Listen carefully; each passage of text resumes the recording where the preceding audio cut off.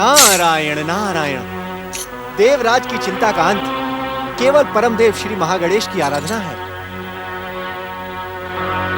हम कुछ समझे नहीं देव ऋषि। यदि आप सभी सच्चे मन से मिलकर परम देव श्री महागणेश की आराधना करेंगे तो स्वर्ग को दैत्यों के संकट और विपत्ति से अवश्य ही मुक्ति मिलेगी। क्या आप सभी को मेरी बात पर विश्वास नहीं? नहीं देव ऋषि, ऐसी कोई बात नहीं है। देवगण, ऐसी बात का भाव मैं नहीं, आपका मुख बता रहा है। देव ऋषि, आपकी कृपा से आराधना की शक्ति से हम भली भांति परिचित हैं, परंतु क्या वरुण देव? देव ऋषि, आराधना का सुफल बहुत लंबे समय के पश्चात मिलता है। उस समय तक स्वर्ग पर दुष्ट दैत्यों का संकट। आप भूल कर रहे हैं वरुण देव। आराधना से शीघ्र सुफल प्रदान करने वाली औषधि इस संसार में कोई नहीं है। आप सत्य कह रहे हैं देव ऋषि। नारायण नारायण। देखिए, आप सबकी भावना को समझते हुए मैं आपको एक संकेत अवश्य दे सकता हूं। कैसा संकेत देव ऋषि? आप सब स्मरण करें, जब दैत्य माता अदिति की पुकार पर देवांतक और नरांतक ने तारकासुर के जन्म से पहले पृथ्वी और स्वर्ग पर उत्पात मचाया था, तब परमदेव श्री महागणेश ने उन्हें पाताल लोक में जाने को विवश कर दिया था। हमें परम देव की कृपा का भली भांति स्मरण है देव ऋषि। नारायण नारायण। तब तो आपको यह भी स्मरण होगा कि परमदेव श्री महागणेश ने क्या भविष्यवाणी की थी। हमें उस भविष्यवाणी का भी स्मरण है देव ऋषि। परमदेव श्री महागणेश ने कहा था, देवांतक और नरांतक का वध उनके महोत्कट अवतार के द्वारा ही होगा। तुम्हें इतना सब कुछ स्मरण है देवगण, परंतु यह ज्ञात नहीं कि परमदेव श्री महागणेश अदिति पुत्र के रूप में महोत्कट अवतार धारण कर चुके हैं। आप सत्य कह रहे हैं देव ऋषि। नारायण नारायण। ये प्रश्न पूछकर आप मेरी सत्यनिष्ठा का अपमान कर रहे हैं देवगण। क्षमा क्षमा देव ऋषि, क्षमा। नारायण नारायण।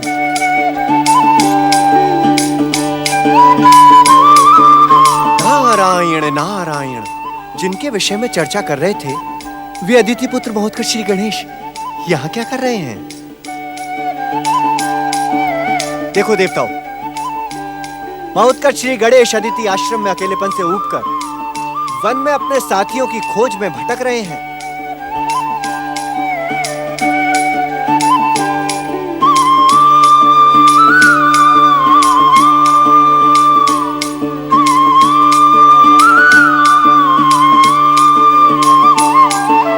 अग्निदेव, आपके देवराज इंद्र भविष्य के संकट को लेकर चिंतित और निराश है ना? हाँ देव ऋषि। नारायण नारायण। तो आप सभी देवगण बाल रूप धारण कर महोत्कट श्री गणेश के समीप जाएं। बाल रूप के कारण महोत्कट से आपकी शीघ्र मित्रता हो जाएगी और आपका ही नहीं, स्वर्ग का भविष्य भी सुरक्षित रहेगा। नारायण नारायण। जो आज्ञा देव ऋषि। आज्ञा प्राप्त करने के पश्चात भी आप तीनों किस विचार में पड़ गए? देव ऋषि, हम आपसे एक और विनती करना चाहते हैं। नारायण नारायण। देव ऋषि, आप हमारी विनती को स्वीकार करें। आप भी हमारे साथ बाल रूप धारण कर लें। देव ऋषि, बाल रूप धारण करके महोत्कट श्री गणेश के साथ खेलना भी वास्तव में सौभाग्य होगा। अब सोच विचार ना करें देव ऋषि, हमारा मन महोत्कट के साथ खेलने को आतुर हो रहा है। नारायण नारायण। अपने मन में उठती हुई आतुरता को रोकना मेरे लिए भी अब असंभव है देवताओं। वास्तव में बाल रूप धारण कर महोत्कट के साथ खेलना परम सौभाग्य की प्राप्ति होगी। ओम परम देव श्री महागणेशाय नमः। नारायण नारायण। वो देखिए देवगण, महोत्कट श्री गणेश इसी ओर आ रहे हैं। अब हमें शीघ्र ही बाल रूप धारण कर लेना चाहिए।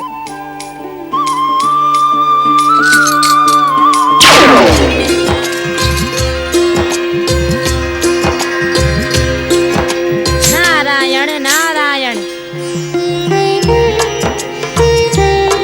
बालकों, वो देखो, महोत्कट श्री गणेश इसी ओर आ रहे हैं। यदि उन्होंने हमारे साथ खेलना स्वीकार न किया तो हम उन्हें चारों ओर से घेरकर खेलने के लिए विवश कर देंगे। ध्यान रहे, हमें उनके साथ प्रेम पूर्ण व्यवहार करना है और उन्हें रुष्ट होने का अवसर नहीं देना। हाँ हाँ देवर्षि, हम ऐसा ही करेंगे। ना ही मैं देव ऋषि हूँ, ना ही तुम देवता। हम सब मुनि कुमार हैं और आसपास के आश्रमों में रहते हैं। समझ गए ना?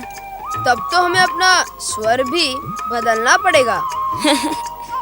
नारायण नारायण, मुझे तुम सब की मूर्खता देखकर हंसी आ रही है। जब बाल रूप धारण किया है तो बाल स्वर होना आवश्यक है ना, नहीं तो महोत्कट को संदेह हो जाएगा। परंतु हमारे नाम क्या होंगे? महोत्कट के यहाँ पहुँचने से पहले हमें अपने नाम भी बदल लेने चाहिए। यही तो मैं कह रहा हूँ देवर्षि। आई, नारद ही है ना आपका नाम? नहीं, मेरा नाम है ब्रह्म कुमार, तुम्हारा वायु कुमार, तुम्हारा अग्नि कुमार और तुम्हारा वरुण कुमार है। नारायण नारायण।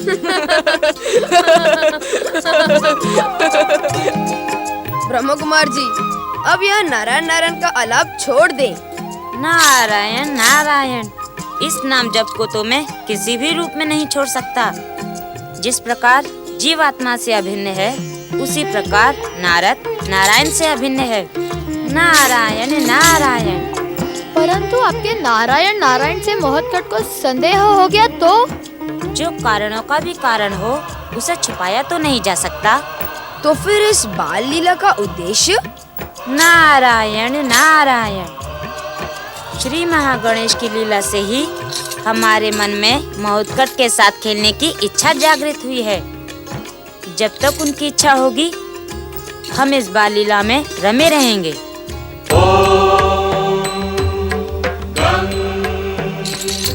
प्रणाम अदिति पुत्र, महोत्कट श्री गणेश। हम चारों मुनि कुमार आपके साथ खेलने आए हैं। मुनि कुमार, तुम मेरा नाम कैसे जानते हो? नारायण नारायण, आपका नाम भला संसार में कौन नहीं जानता। इतनी छोटी सी आयु में आपने भयानक राक्षसों को पछाड़ कर रख दिया। हमारे आश्रम में आपके पराक्रम का सत्संग नित्य ही होता है। अदिति पुत्र, इन वन के आश्रमों में ही नहीं, आपकी कीर्ति सारे संसार में फैल चुकी है। कीर्ति तो आपकी भी कुछ कम प्रतीत नहीं होती। ब्रह्म कुमार नाम है मेरा। ये वायु कुमार, वो अग्नि कुमार और वो वरुण कुमार। हमने सुना है कि आप अपने आश्रम में अकेले हैं। आपके साथ खेलने वाला कोई भी बाल सखा नहीं है। हमारे माता पिता ने हमें इसी कारण आपके समीप भेजा है कि हम आपके साथ खेल सके।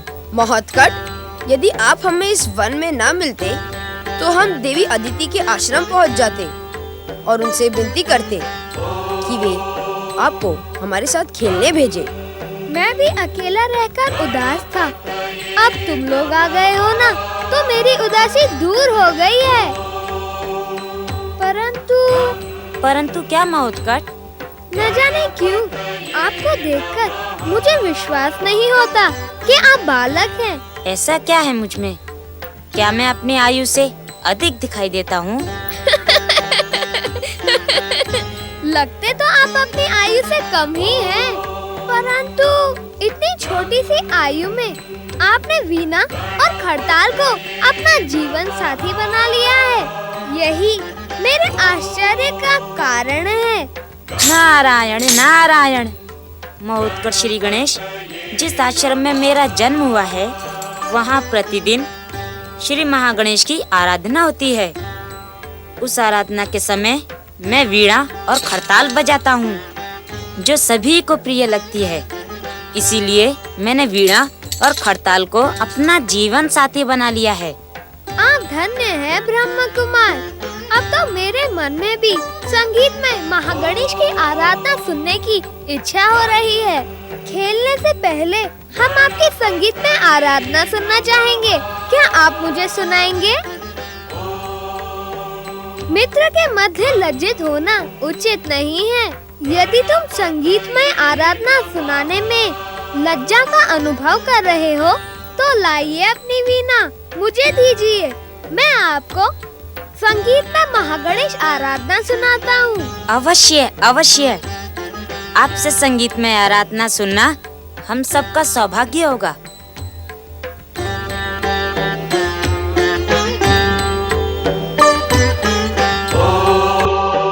वक्रतुंड महाकाय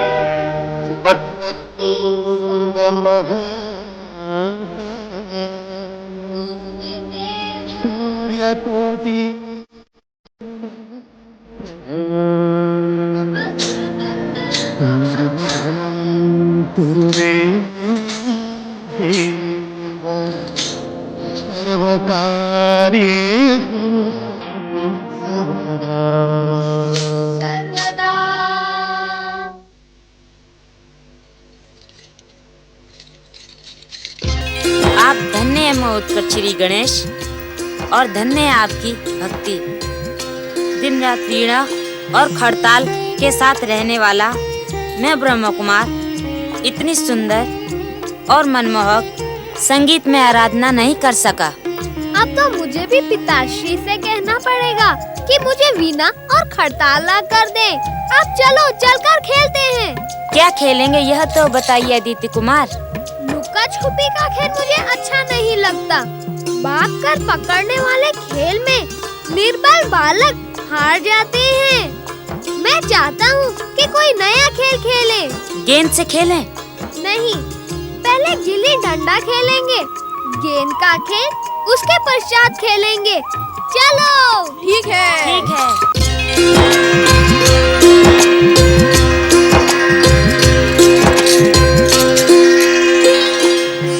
श्री गणेश, गिल्ली डंडा कहाँ है? ये रहा। ये लो।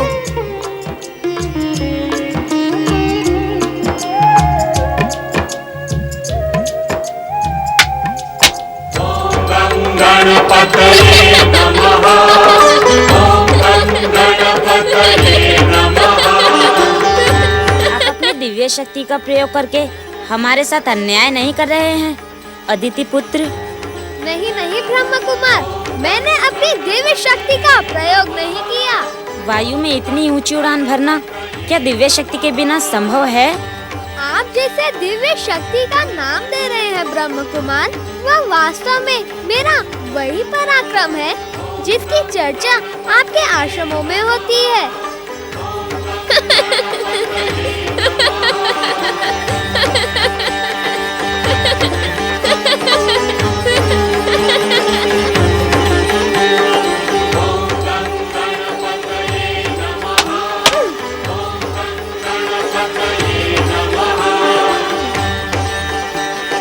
अब हम गिल्ली कैसे निकालेंगे?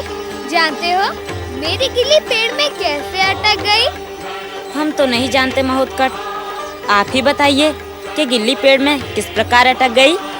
आप देखते नहीं ब्रह्म कुमार, इस पेड़ पर मीठे मीठे फल लगे हुए हैं। जो भी पेड़ पर गिल्ली लेने जाएगा वह मीठे मीठे फल को नीचे गिराएगा, जिसे हम सब खाएंगे और वह भी खाएगा।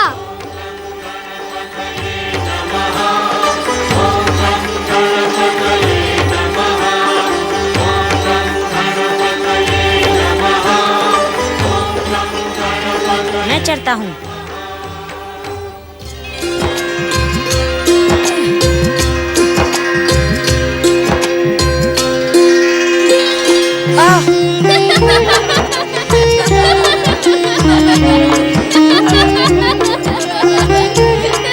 अब मैं चढ़ता हूँ।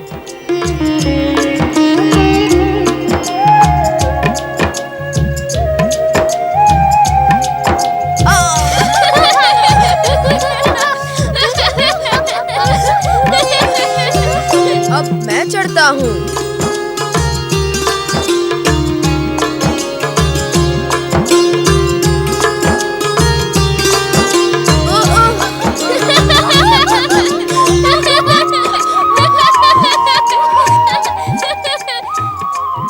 अब तुम भी प्रयास करके देख लो वायु कुमार।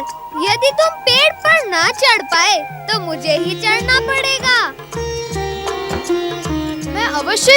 पर चढ़ जाऊंगा। चढ़ना इतना सरल नहीं है। तुम्हारे सब मित्र असफल हो चुके हैं। यदि तुम भी असफल हो जाओगे तो मैं यह समझूंगा कि तुम्हारे आश्रम में मात्र ज्ञान की शिक्षा दी जाती है। बल और पराक्रम की तो कक्षा ही नहीं लगती। अपने आश्रम के नाम के लिए मैं इस पेड़ पे अभी चढ़ जाता हूँ। देखते हैं।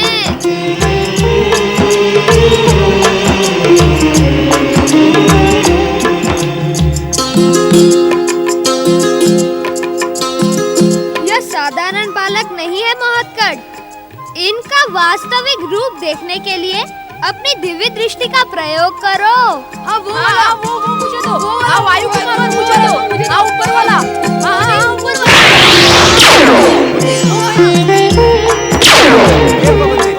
वो वाला, वो मुझे दो, और वो मुझे दो। हाँ पवन देव, यही।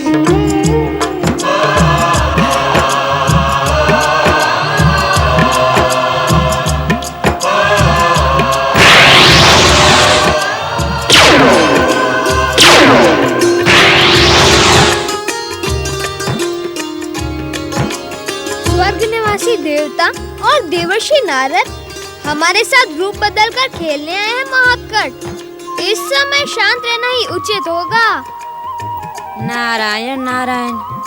अर्थात पवन देव की मूर्खता ने हमारे बनावटी रूपों को श्री गणेश की दृष्टि में उजागर कर ही दिया।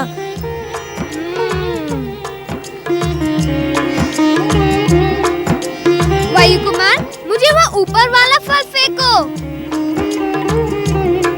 ये लो। अब तो आपको विश्वास हो गया ना श्री गणेश कि हमारी पाठशाला में बल और पराक्रम की शिक्षा भी दी जाती है। अब तो मुझे तुम सब पर कुछ अधिक ही विश्वास हो गया है। खेल तो तुम सबने आरंभ किया है, किंतु इसका परिणाम क्या होगा यह मैं ही जानता हूँ।